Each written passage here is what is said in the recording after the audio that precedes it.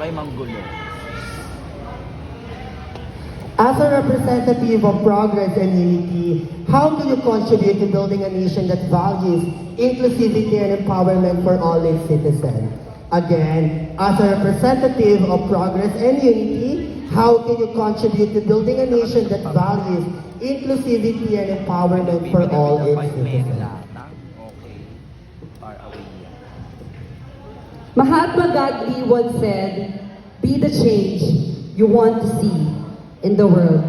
As I mentioned earlier that I am a journalist by profession, I wrote articles from morning to evening, giving people information, knowledge, and all the things that they need to know 24/7. Now, if you're going to ask me how can I contribute to building a nation that values inclusivity and empowerment for all its citizens, through the power of my words, as I believe that pen is mightier than sword.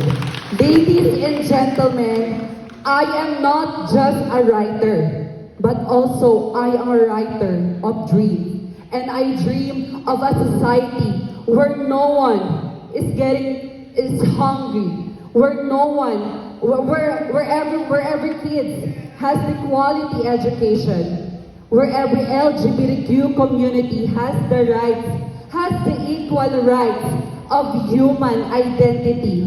And so I am here standing in front of you, uplifting the 17 Sustainable Developmental Goals of the United Nations in order for us to reach that inclusivity and empowerment for all citizens, one article at a time. Because I think it is my calling, it is my passion, it is my right to help everyone, not just financially, but rather giving authentic news with no biased views. Thank you so much. Very well said yun, Nick. Ayan,